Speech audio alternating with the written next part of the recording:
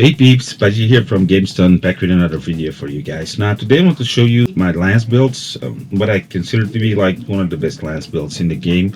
I'm gonna actually show you a couple of them. Now the first one I want to talk about is this one right here. It actually consists out of like a raid out piece, so the raid out hip piece, the Udra chest piece, and two pieces of leg accuracy for the arms and the waist, and then the Duna greaves here. Now for the weapon that we're using, I'm using an elemental weapon because I do tend to think it's a little bit stronger than Paralyze. Paralyze might be better if you're playing in a group. If you paralyze a monster a couple of times, you might be dealing more damage. But if you're playing by yourself, I do think elemental is a little bit better because you do more damage with it. The thing is though, you need to go with like 3 attack boosts and 2 sharpness. I don't have a perfect rolled one here. You can see that I have 1 elemental boost, but pretty much the one you actually want is 2 sharpness rolls and 3 attack boosts here. And we want to put a critical in the RDM weapons, and then a guardian bolt I get in here for more damage. Now in my gear here I have a challenger, chain, challenger, and then a mighty counter, then 3 protections where you can actually choose what you put in here, and then another challenger here. Now for the charm, this is kind of annoying. I still don't have the perfect charm for this, right? So here you can go with actually attack plus 3 charm, you know, but you really want one with like with agitator or burst. It's gonna be better than weakness exploit because you're gonna be able to like do a little bit more with those charms. If you have one with weakness exploit, it's also good for this build here because you can gain 1 extra weakness exploit here.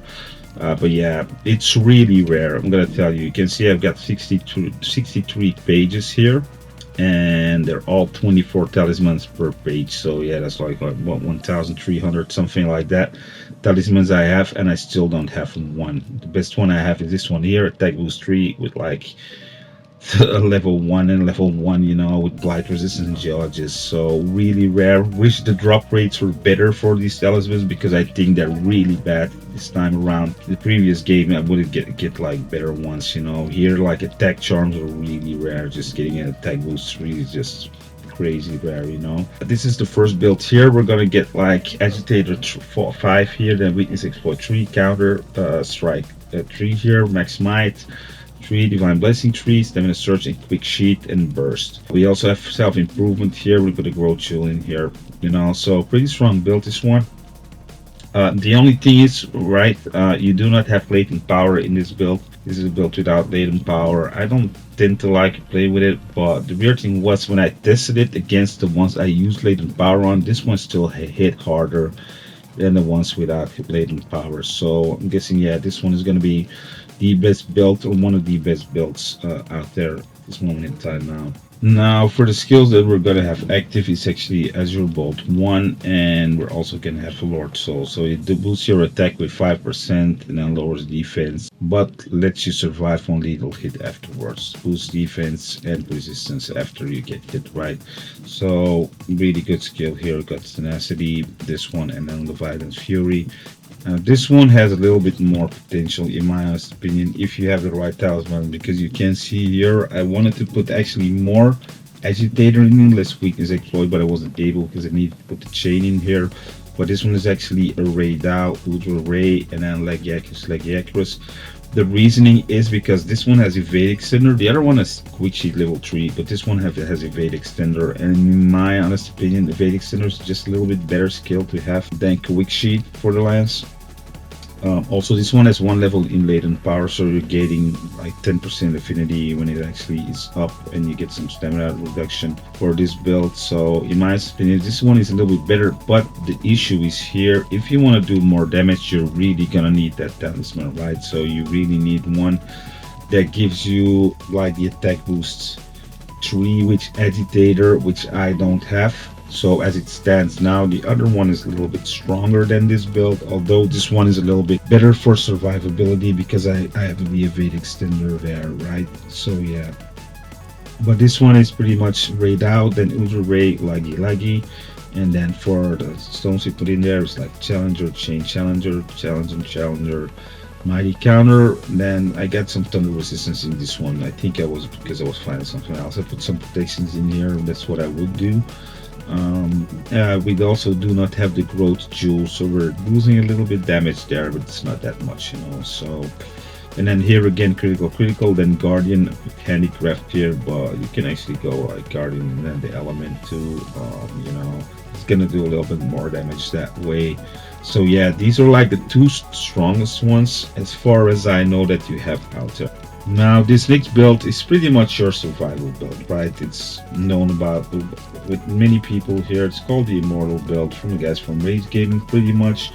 Though I tweaked it a little bit, because it's still the Numinous Beta, the Numinous Alpha, Numinous Beta, the Suja Sash Alpha, and Numinous Alpha Greaves here.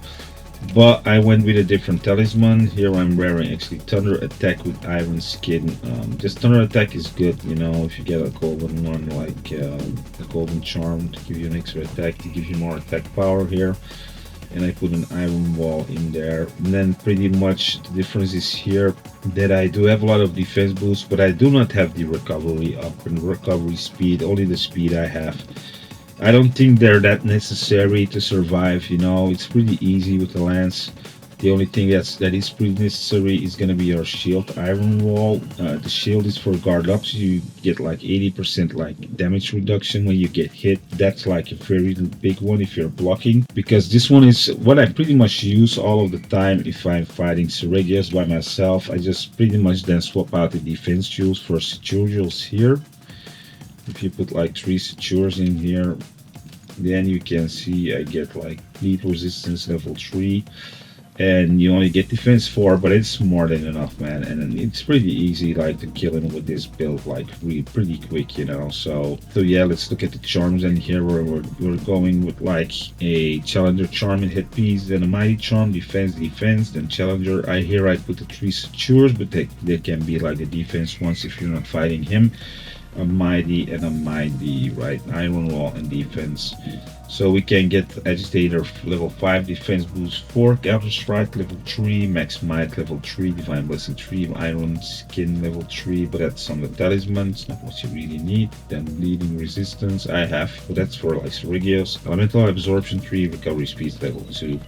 And the offensive skills are going to be crit boosts, because we're going to run critical in here. Then Guardian for offensive guard. Then a Thunder Attack, that's on the talisman. Then guard up. I got in here with 1 level of guard. And I also put an iron wall down here for an extra like guard, you know. So you stagger a little bit less and you lose less stamina once you get hit. And then for the final build, I'm pretty much using 4-piece Bale and 1-piece Numinous. Now the Bale armor set has really good set bonus. It gives you the Blackest Night. Now pretty much what it does, it gives you a shield around you, and when the monster hits you, you do a pretty big attack on the monster. It does around, I think, around 1000 damage when you hit him. But afterwards, you pretty much get like double defense, right? And if you have like recovery up and recovery speed, like you get your recovery back really quickly, especially for the recovery speed, right? The recovery up is just when you get hit later on, you get like more recovery back. But it's also really defensive, this one right here, because double defense for like 30 seconds you're gonna get, and you can do it pretty much every 60 seconds. So if you're playing optimal, it should be half of the time you would have like double defense, right? So it's really strong. You do not have the same health regen that you have with the Numinous set though, but you have way more defense. So also really good set. And also when they hit you, when you have the shield around you, you get the big counter attack. So really good set. This one here is the newest one. I would check it out, you know, if you like it. If you don't like it, it is tedious though to hit it off. Like a lot of the times I try to use it and then the monster doesn't hit me, so you really kind of need to know like the movement of the monsters before you want to go with this set. So yeah, it's kind of your choice, but this is one of the strongest sets also in the game right now. Now the pieces that we are using is pretty much the head, the chest, the gloves and the waist from Bale, and then a Numinous legs. And then for the decorations, in the headpiece we're going with the medicine, then a defense charm in the chest, throttle jewel in the gloves, another throttle one in the waist, then a counter, recovery, Führer, recovery, medicine and protection. This is so we have like full resentment and latent power. Pretty much if you have recoverable health, then you pretty much are gonna do more damage. It's gonna be pretty good against like the new monster, you know, the new Uduna fight you get there. It's also if you're fighting Seregios or something like that, you can take like 2 bleed resistances. That's what I would do, for instance, and then you keep on bleeding, but you don't bleed as fast, and then you are also going to be in red health a lot of the time, and then also the skill is going to like be active a lot of the time, right? So also really good, really strong set. And for the talisman that I'm using here, it's again the one with defense boost, divine blessing, and 2 level 1 slots, something like this. But yeah, optimally you really want like at least like 4 defense or something with 2 level 1 slots, something like that, right? You can like remove one of the recovery ups or 1 defense. It's not gonna be that big of a deal, you know. So yeah. And then for the weapon here, we're going with critical, and then a guardian handicraft I put in here. But you can also go like guardian thunder attack, you know, if you have the double sharpness on the weapon here. Now I do tend to take a hunting horn with me, just play the songs for more attack power and also recovery speed, but yeah, it's your own choice. You can take another weapon if you want to, you know.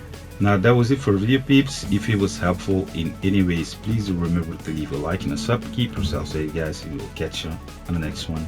Laters.